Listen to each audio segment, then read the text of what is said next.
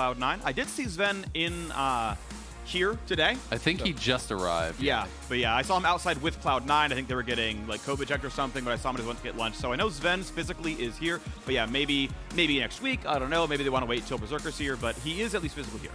Yep. So that's good for them. But of course, today will be King and Destiny. So Jinx first pick, Wukong up. Seems like a pretty obvious answer. Pridestalker I know has been playing it a lot in Champions Queue. Does really like these kind of farming, scaling junglers. Does tend to prioritize camps over, lane pressure from my experience in watching him.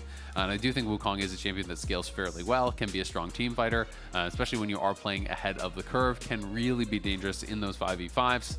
We'll see what they want to pair alongside it, if it's going to be, more dive, more of that type of pressure. Xayah.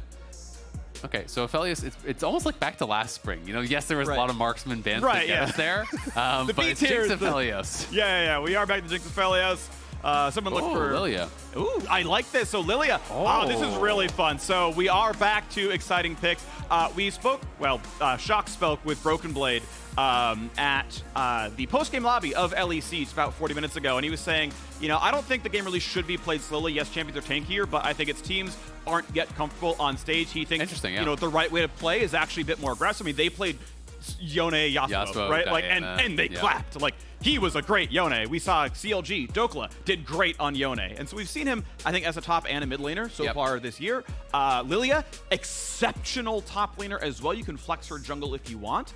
I think generally if you're a melee champion, she's going to clap that matchup so they can kind of wait and see what happens. Yeah, and I do really like Yone as a pick, especially first round, because it is flexible, right? You can go mid or top. Yone is one of the scaling picks that I do think is like kind of seen as more aggressive, but it is to me like the melee version of the Azirs and of the Corkis and stuff, where you really want to scale, you really want to get your items, you're exceptional in the late game if you can get there. And I do think the durability update helped him quite a lot. It's harder to punish this guy early on in the lane, so he has a lot better matchups. It's less about dominating them, it's more about scaling, getting those items. Can be really strong on white item. We saw Blade the Rune King rush from Broken Blade, which was a little bit of a different take. Traditionally, I have seen mostly just shield bow rush, though sometimes people do try to go for the more aggressive options, Gale Force to get the additional range and things like that. But generally, you are just seeing more of like early Zeal into shield bow, IE third, that type of play. Well, see which build he goes for in this game, or if it's going to be Jensen. But Fudge and Jensen both, I thought, really impressed. Fudge, I know you mentioned it earlier on, looked really, really good yesterday. And they clearly think that this is jungle and mid, right? Because it's double top lane ban here, from the Golden Guardian side, banning out both the GP and the Sejuani. Sejuani plus Yone, obviously a pretty good pairing if they actually wanted to move that into the jungle as well and have, Jensen piloting the Yone mid. But 4 top lane bans, so really trying to limit the pool. It also makes me wonder, is it actually more likely to be a Lillia top or a Yone top now? Because if Cloud9, are comfortable bringing one of those champions top lane, you've actually just spent a lot of bans towards top on the side of Golden Guardians, and those would be kind of useless at that point. My instinct, I don't know either matchup very hard, but I feel like Fiora looks pretty good into Lillia. All of her important skills, the W, the R, are very telegraphed, easy to riposte. Gwen, probably fast enough to actually fight the champion pretty well, so that could still look at that. I'm not certain, though. Yone in the same boat, by the way. His CC is also very telegraphed. Very easy for you to play around that as well. It's also totally possible that they're just expecting that, like, hey, we have to blind our top here on 4, so we're going to go tank top, and then, ban out some of these scaling duelists that can do a fair bit of true damage there. Obviously, Fiora does a tremendous amount. We saw that Fudge actually picked that, into a tank matchup yesterday, I believe. Yeah, I mean, and it is summer. Cloud9 known for the tank tops, and it's going to be Ornn. So, Fudge, I thought you were the best player on Cloud9 yesterday, and you've got Ornn duty, my dude, as they ban away some of the skirmishers on the top side, and we'll see if Licorice can find a counterpick he likes up there. I think it makes sense, though, honestly, right? This does give them more of a primary engage, and you have the follow-up from the Yone, or even the Yone goes in first, Ornn to follow that up. You have the Lillia sleep, and it gives them options for enchanter supports down in the bot lane, because you need some sort of primary engage. Looking towards the Lulu makes even more sense. So I do really like the draft. I think they have an incredibly strong 5v5. They scale very, very well. The early aggressive options, I think, are quite limited, unless there is kind of an overextension. But Lillia is pretty happy just power farming, right? This is a champion that's very fast clear in the jungle, so not that big of a deal. And we'll see what the option is going to be here for Licorice. A lot of these aggressive counters are already taken off the table, so it could just be something like a Gnar. But Kayle would be really nice here. It's not as funny as it sounds, it's not that easy into Ornn early, but post 6, you definitely are comfortable. You have to pay some respect if the Ornn is going to play Spellbook and Ignite. You do have to look out a little bit for that all in, especially if the jungler does get up there. But this is a strong scaling pick. One of my concerns, though, with Kayle into this composition is, Kayle, I think, does have exceptional scaling, but you are limited by your range. And like Jinx, Lulu, the engage range from champions like the Yone, from champions like the Ornn can make it actually difficult. And oftentimes, when you are trying to close that gap, Polymorph is incredibly effective against you as well. So range is often the limiting factor for Kayle. That being said, if Kayle can stand in fire, you're going to put out a tremendous amount of DPS in later stages of the game. If you can be locked in that 1v1 long term against the Ornn, you really can start to in the top lane. Now with Zale, we have played probably a dozen, 2 dozen games on live together between Flex Q and normals. Way more than that. All time? Oh, well, okay, over the last year and a half. Okay. You've played Kayle, and I would say more than half of them. From my memory. I like a lot of Kayle. I like a lot of the scaling top laners. Yeah. So my question basically is, because I feel like people say, oh, it's Kayle, late game bomb. Oh my gosh, she gets level 16 and you win the game. Yeah. I want, on a scale of 1 to a 0 and then beyond a 0, what is level 16 Kayle? I mean, I think it's really compositional based. That is my honest opinion, is that people just kind of put it in this bucket with some of the other hyperscaling champions where it's just generically strong late game. I think it's more to do with the composition than it is to do just generically strong.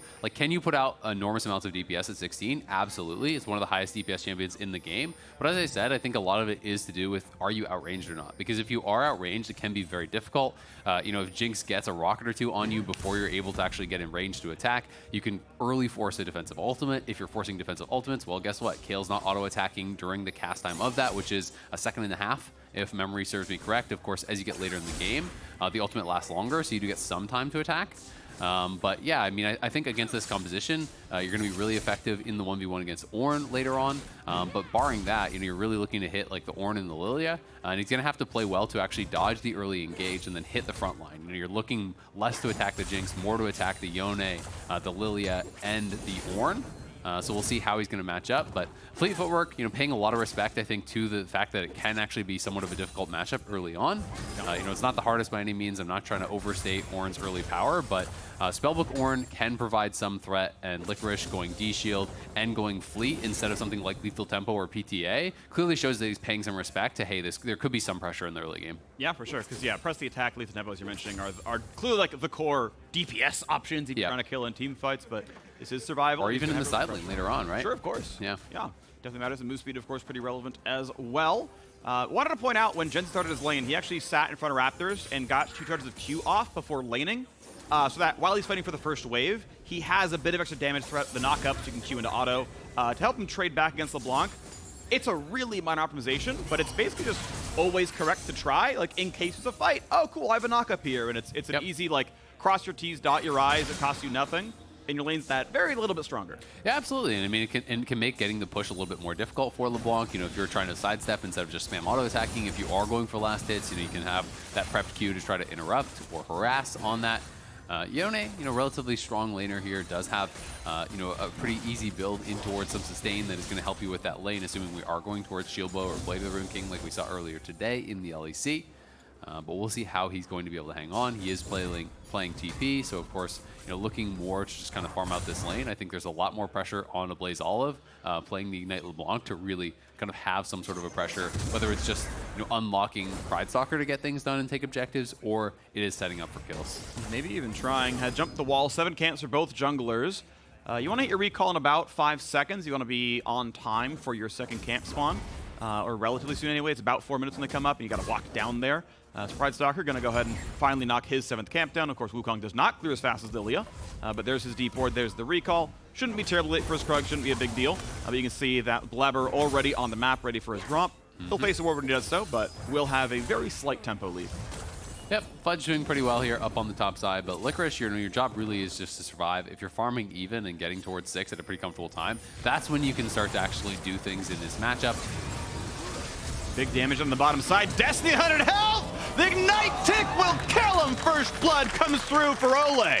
Well played by Stixxay and Olleh. Destiny not using the exhaust at all there. Wonder if it would have made the difference. Not sure how much damage Olleh actually got out onto him.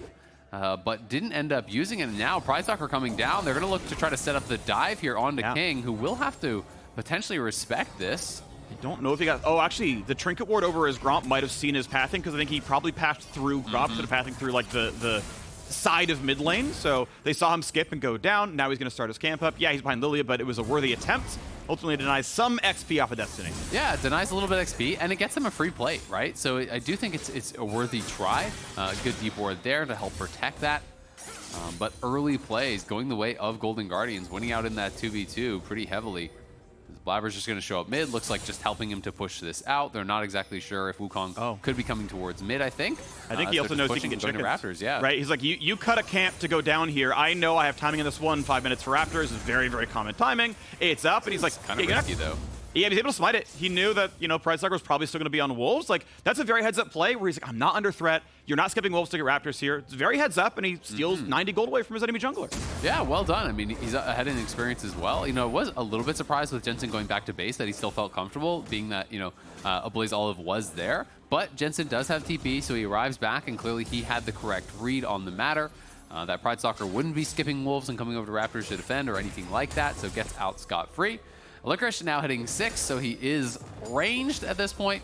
It's really 11 that I always feel like that you actually get strong. 6, you know, you start to be able to kind of participate. You're in a real game. Champion at 6, yeah. 6, you're a ranged minion, you know? Pre-6, you're a melee minion. Yeah. Now you're a ranged minion. Hey, give him credit. He's a cannon minion at 6, okay? He's tanky with the ultimate. That's true. It's worth at least 90 gold by that point in time. A nice movement from AblazeOlive there, though, dodging out on Jensen's ulti. Looks like they will just go up towards topside, help to secure that scuttle, get the push there on top, and you know, early call here for Licorice. He knows that it's just going to be about the farming. Going to be interested to see where he goes. I am expecting just like, I think that AP is much stronger than some of the kind of like AD builds that we've seen. Sometimes people do go Kraken, but I tend to think that Nashor's is like almost always the best first item. Nashor's Riftmaker, I think third item is kind of dealer's choice depending on what you are concerned about. I think Deathcap, Lichbane, you know, Zhonya's depending on the game, like all these can work. But I really do feel pretty strongly that the first 2 items, like almost always, should just be Nashor's Riftmaker. Yep. That's what I've seen as well there. It looks pretty solid. There's a smite. I want to shout out Dark Tech of Cosmic Drive third. Just a ton of move speed tends to be a pretty powerful thing as well. And a bunch of haste for your ultimate being up all the time. Certainly can be relevant. We're on the way to Gale Force or Kraken there for Stixxay. No shield blow needed for him. Waiting to see what King wants to grab overall. Is just fighting for the minions back and forth down here. Very small lead to Golden Guardians. Keep in mind, the kill went to Tahm Kench, so only a 200 gold gift given to Stixxay off that one, so not as much as first blood would normally. Yeah, not as big of a deal for sure. You know, getting an early mythic on support is still nice, but it's really not the end of the world. You know, it wasn't King that went down either. He still has his summoners available. Jensen, nice little bit of trading there with the E. It's very hard to actually trade back into the E once Yone gets up on you, especially if he's pretty separated from where the stab back is. Blaber coming in here, does have ultimate available. Slows, able to just get away in time, not to be rooted in place, and Blaber not going to find anything else either as Stixxay pushes him away. A couple of shots come back, so Olleh stays alive, and that is an exhaust burn for nothing. Well done, Golden Guardians. Yeah, Golden Guardians doing really well in this 2v2 and even the 2v3 there. As Blaber was just, I think, trying to go for a little bit of a drive-by gank there, help them fix the wave somewhat, but Golden Guardians on the other side of the map will be able to take Herald as a response, so things looking really good for them thus far. That's actually kind of wild. Like, I feel like... Okay, hold on. We got Jensen looking for a little bit of something here. Won't be trading too heavily, but gets some damage across. Shouldn't really even be stealable as well. Fudge is spellbook over to Ignite anyway. So the chant... Okay, yep. Good smite. Gets it in time. No problems down there. Well done, Golden Guardians. Somehow a Kayle team got first Herald, which I feel like is just so rare. Yeah, I mean, Blaber attempting to make that gank happen on the bot side. You know, maybe they're calling for it. You know, maybe they felt that they need to kind of like fix the wave or need a little bit of cover there. Either way, he goes down towards bot. As soon as the bowling ball doesn't connect, you know, you're probably not going to get the ultimate. You're not just going to straight up flash in on their face because I think they can turn on you pretty easily at that point. But had he connected on that, there may have been the opportunity for a kill. So goes for it. Will go back towards this top side, though, and taking away another camp. Going to be able to steal away the red. Already got the Raptors once. The Raptors are there, but with Jensen back in base and no TP available, that would be a little bit too much in Blaber's mind. Yep, you can see FTX total gold here. Stixxay and Licorice are the gold leaders of the game. Somehow, Kayle is the second gold leader. Okay, temporarily. Second gold leader in the game. Blaber obviously farming very well. Again, he stole the camp and now just stole a red, so he is off to the races, and that's great. She's a really strong team fighter. I think her scaling is quite good as well, but I mean, just impressive that Aphelios and Kayle, who are, I would argue, maybe the two best late game champions in this draft, are the highest in gold. I think that's definitely a fair argument. You know, I think, you know, Jinx is obviously really strong, you know, Ornn in kind of a different way. Sure. But, you know, I'm more impressed with the 2v2 because, you know, they actually, you know, were able to kind of create that advantage. Top side, I think that Licorice has done well, but it's kind of just been even farming, you know, hasn't been too much pressure put out there. And if you get to level 6 without getting ganked, you're going to be able to farm this one out, you know, even going towards Cull now. So we'll see if he can continue to keep that farm up as Pridestalker showing up mid here. Seeing if there's anything to grab, just going to help reset the wave. Seems like that's mostly been what the jungle pressure has been for this game. You know, less about looking for kills and more just helping to fix waves. Pretty good damage here to Jensen. Chooses correctly, I believe, on the correct one. Keep in mind that, yeah, if you get the mark on as Yone, mark things like press the attack and whatnot don't, like, clone to the clone. So if you're paying attention to the debuffs you have an opponent, I know which one's real. Okay, I always hit the correct one. And even if you try to, you know, juke it, I sent the clone back. No, I can see the thing over your head. Yep, and Jensen had a pretty strong point for Yone. You get the early zeal. He could be in some trouble here. Has the ulti. Has to flash. Yeah, Q would have been a kill. Close to dead, but I believe has enough shielding. Ignite should not kill. Blaber there for good measure. AblazeOlive loses all summoners and does not knock back Jensen. Yeah, it looked like Jensen had a buffer on the R. You know, he was mashing ER, so the flash came through a little bit before, so he could have actually held that potentially to actually go forward with the E, wait to see if there's reaction, then look for the ulti. Either way, it's still a great trade for Cloud9 and for Jensen, trading out that ulti, getting both summoners now off of AblazeOlive, who's gonna have very little kill pressure, you know, for this next couple minutes without that ignite. But as items come in, we see ourselves the Gale Force, and we also get the build towards Nash's Tooth here for the Kayle with Merc Treads to be anti-CC. Lillia certainly can be a threat. The Whimsy from Lulu, very relevant as well. 2 plates down to the bottom lane, so Golden Guardians, a 14 CS lead, a kill lead, a 2-plate lead. First dragon, next one spawns in 30. Night and day from yesterday's Golden Guardians, where they lost every single lane and played for 0 objectives. This one, they're actually doing very well in all of them, and so far 2-0 in that knock. Yeah, they're looking really strong. I mean, Stixxay out to a really nice advantage here. You know, with that early mythic on Aphelios, it's such a nice spike on this champion, and we'll see if they can continue to press that advantage. You can see Pridestalker already down around the dragon here on the map, looking like they want to try to set up for this. You know, they have a couple of these nice deep wards in the enemy jungle, and going to be able to start that right on spawn, grabbing that second early dragon. Oh, that was a lot of damage, actually, with the Electrocute proc. You can see the Sork Boots coming through there. Last buy from AblazeOlive. Spell Pen early here against no MR is going to make a big difference. Definitely does. Keep in mind the durability buffs for MR were all in scaling stats. So at level 7, 8, 9, it's not that much yet. And the Flat Pen still does pretty well here. Early Smite, and that is second Drake secured onto Hextech Soul. The gates have unlocked. Make sure you get around the map faster with those. Should look good. So far, Golden Guardians, I mean, they're poised for a 23-minute Dragon Soul. Yeah. With the, you know, by the way, Kayle's level 10. We're going. Looking good so far. They are looking really, really good. And, you know, you have to kind of wonder, is Cloud9's read that, like, we actually just have the better scaling, we have the better 5v5 later on, so we're not concerned? Because you are expecting them to probably try to challenge here at third dragon, unless they just think that there's no way that they can win that fight. But, you know, now 2K ahead. Oh, gonna whiff on the ulti, has to flash back. Flashes the chain, didn't want to get chained under the turret, it looks like, but that is Jensen down a summoner spell for the fight he wanted that AblazeOlive just simply sidestepped. Yep, thought he had the angle there to actually get the kill. And if he connects with the ult, maybe he does, but as soon as that misses, he has to flash out. As you said, doesn't want to get chained under tower there, would be very, very punishing, but Jensen looking for the aggressive move here, not going to get anything from it. Jinx, Lulu still scaling very well on that bottom side is Kraken Slayer. You know, no surprise there for King, as the attack speed is just, I think, so valuable. The mythic passive is really, really nice on Jinx.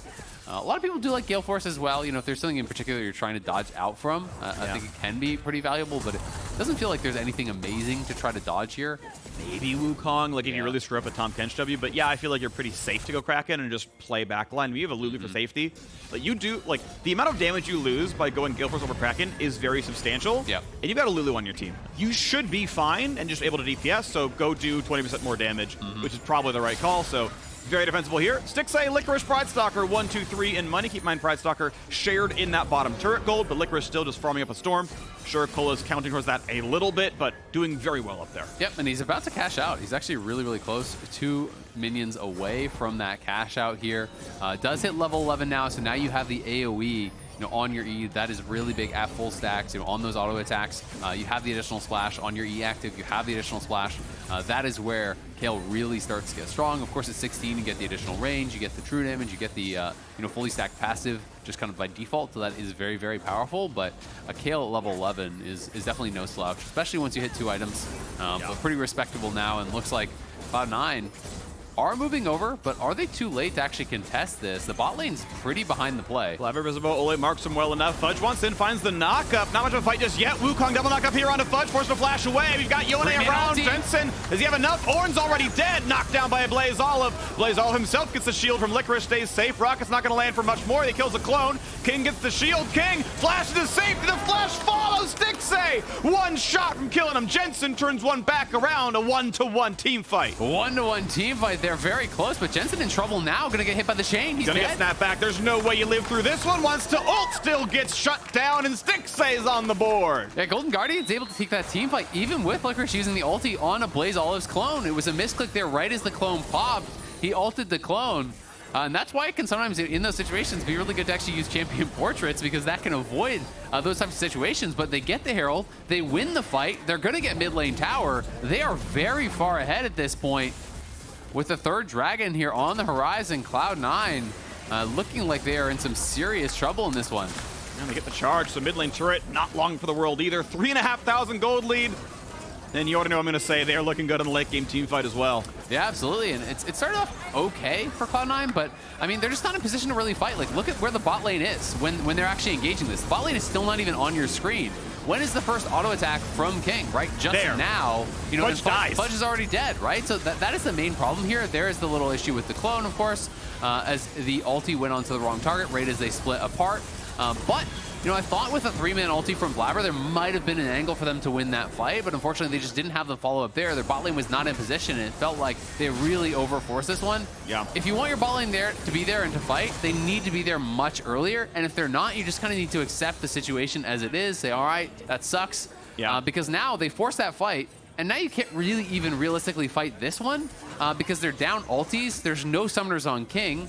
It becomes very difficult to actually find an angle to do this. Like, if you show up to try to fight this, I think you just send in Wukong with the Kayle on the King, and he's probably toast.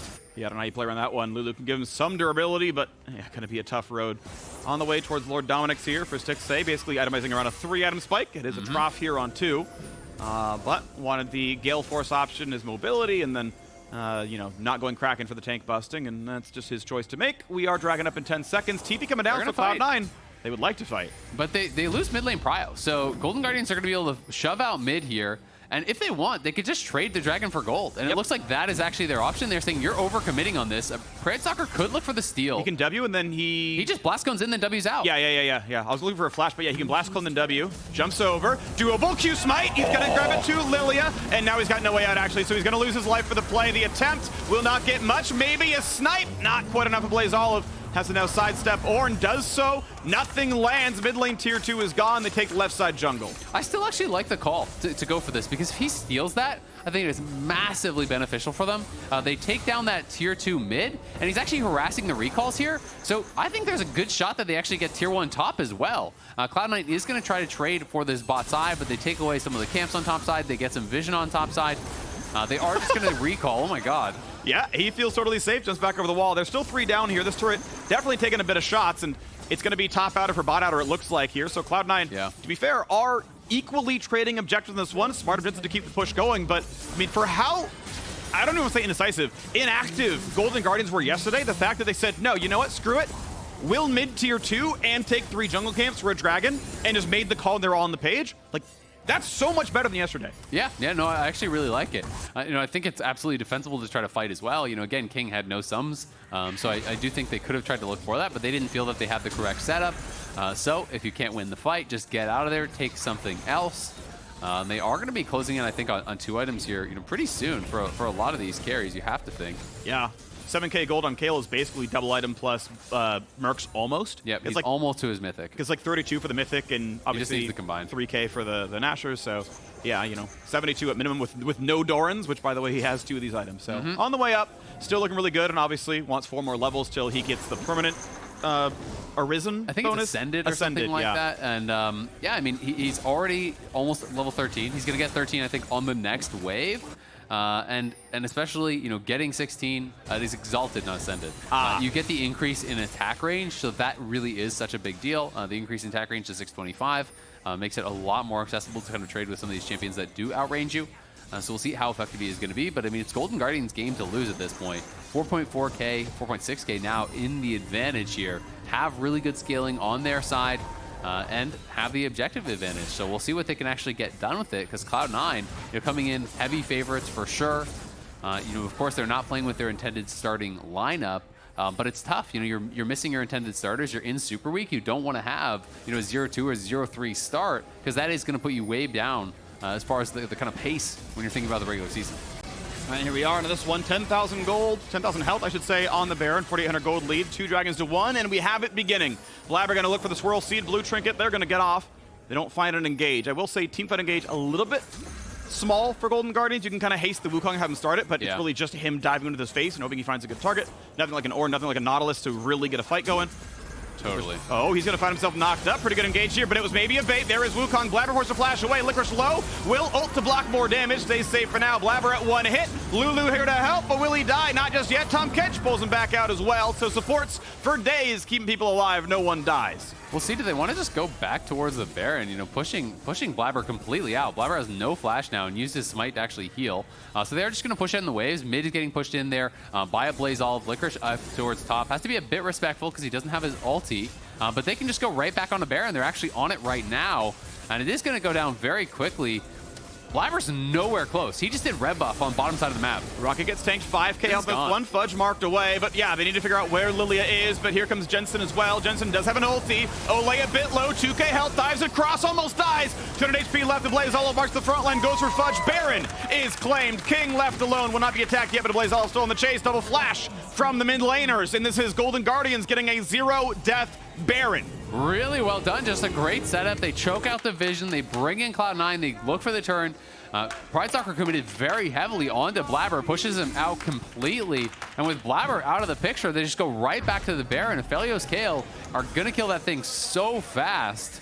It was mostly just Aphelios sitting on it for a large portion of that. Licorice coming in at the end. Cloud9 feeling like they had to fight for it, because now down 6,000 gold here.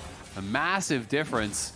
And third dragon on the horizon here for them in 30 seconds. I don't expect Cloud9 to try to challenge at this one, but as the way it's going, they're getting further and further behind. Level 14 now for Kayle, got a lot of experience there, completed the Mythic Combine, so well on his way to that third item as well. Has an Amp Tome, so will be interesting to see where he goes. You know, is it going to be like a Lich Bane, or perhaps a Cosmic Drive or a Zhonya's? Yeah. I would kind of just guess Zhonya's pros really love the stopwatch active, and that just feels like a default. It's second or third on every mage in the game sort of build situation. So we'll see, though. Lots of options are available if he feels he's safe enough because he has a Tahm Kench, which is a reasonable assumption. Can just go for more damage like a Lich Bane. Yeah, absolutely. I mean, I think Sonya's is pretty good against Yone ult, things like that. So there are some obvious ones that you can kind of use it on. At the top side, we do see Jensen pushing down. Objective bounties are active, so they are going to get some gold back there. And it looks like their option here is to just try to split push it out.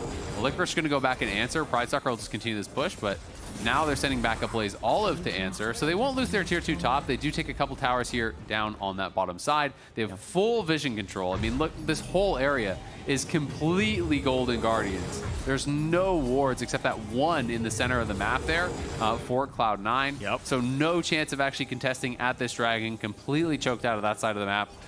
So it's a good option for Cloud9 to try to trade, but they are just falling further and further behind. Option 4, Banshee's Veil. Banshees. Yeah, all right. That is a weird option, to be honest. There's like, it's Lillia is the only damage, and there's not really, like, I guess you could say... It blocks Yone ult. Yone ult, yeah. It feels weird. I guess. But also, like, if Ornn starts the fight, the first half of the Ornn ult breaks it, and then you still get knocked up. You avoid the slow. Yeah. Seems like a weird option, but either way, you know, going to be going towards that. Doesn't really matter too much, very likely, in this game. Don't love it as a choice, though. There have been 5 kills for spending a lot of time talking about Kayle itemization, because it's a game we both play a lot, and like there's actually 17 viable items, which is fun. Like it's actually fun being able to like play the jigsaw puzzle of what do I like here and here and here and here. On the way towards some more flat pen here for AblazeOlive, and we are 4 minutes away from Dragon Soul. Red Bull Baron power play ending in pretty much gold neutral. They got the income from the Baron, they got the XP, but as they traded turrets back and forth, all they did was claim their 3rd Drake, so pretty slow pace. Golden Guardians do not feel the pressure to end early as far as I can tell. And to your earlier point, they don't have great engage, right? So unless Cloud9 actually comes out to fight things, they don't really have a great way to start the fight, right? If they are first to an objective and Cloud9 tries to enter the objective and Wukong has a good angle for an engage, that's kind of how you start that fight out. But barring that, you can't really just like walk up and Tahm Kench W them under the tower and try to pull off a dive. You have to respect the damage that Cloud9 has. So Golden Guardians just going to continue to play for those objectives and force Cloud9 to try to come up with an answer. And I think the game is likely to be decided, in 3.5 minutes or so here at this Soul point.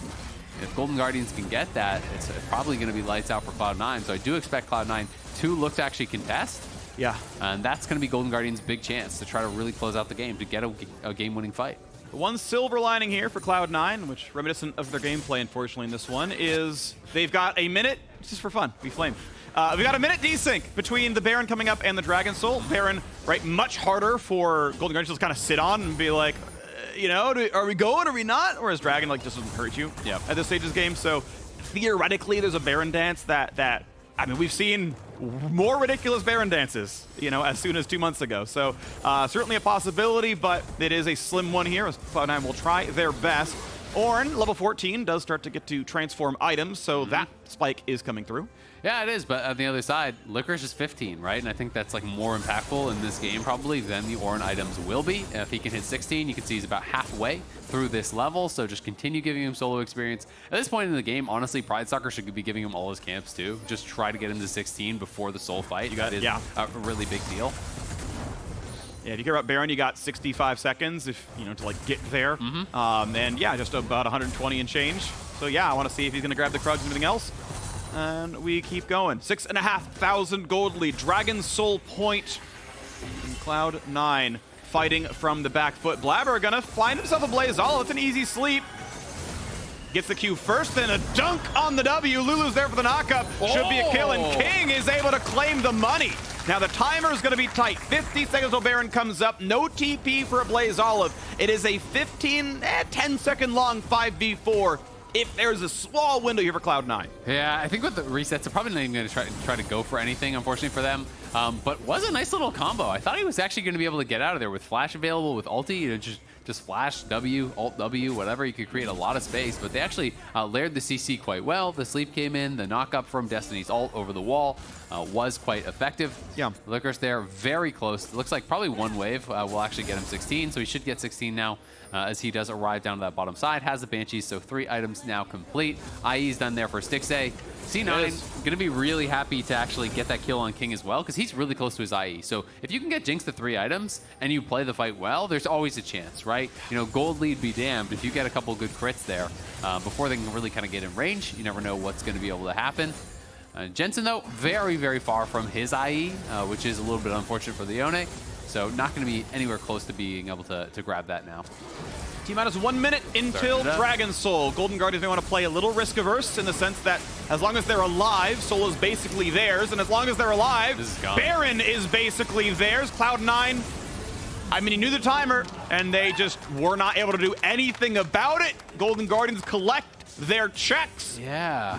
It's a little bit strange. I mean, I guess they just didn't feel that they could fight, but like... It doesn't get better from here. Yeah, Jensen's coming out of base. He has his TP. Fudge was bot side. He has his TP. So they could have tried to contest, because now you've given up Baron, so the additional stats are just going to make this soul fight that much harder. The waves pushing against you are going to make that much harder. So we'll see if they can actually find the right angle here, but this is starting to feel like a little bit of last chance saloon. Couple of slows. Flash Q, he's gonna sleep Stixxay, but a Tahm Kench will be in range. Grabs him. Ooh, double ults actually, as also Kayle put the button down. Pridestalker gonna get right back out, and Fudge just gonna be slowed up. He's gonna go down. Pridestalker gets the kill credit, and a flash engage for the second knockup. Licorice goes in for a bit more. Licorice has never won a game against Cloud9, and he will do it today. On the way down to the mid lane, they will knock down the waves. They will go for the turret, and Inhibitors standing, but not much of Cloud9 left. Well played by Golden Guardians. Really clean game from them today, bouncing back big time after their game yesterday. Cloud9 pretty much dominated start to finish. They gotta wait. The wave's still gotta go down, you know. Even the durability update affected the Minuet as far as I can tell. The Baron on there. But we're going for it. Jensen, one last stand, trying his hardest. King low, cleanses, runs away. Licorice still alive. Olleh cutting back and forth. And it's time for maybe a few more bits on the stats. Oh, the double kill in for Licorice. Nexus falls and Golden Guardians knock down Cloud9. Really big win for them. I like the draft a lot more today. You know, yes, they weren't super proactive, but they didn't need to be with this draft, and that was the big difference. Stixxay and Olleh creating a nice advantage in that bot lane, getting themselves an early 2v2 kill here, unlock Pridestalker to start stacking those dragons, kind of create that pressure point on the map. You know, Blaber wasn't really able to find much. Jensen was looking for some aggressive angles, you know, throughout the game, but not really any of them were panning out for Cloud9. And it just felt like this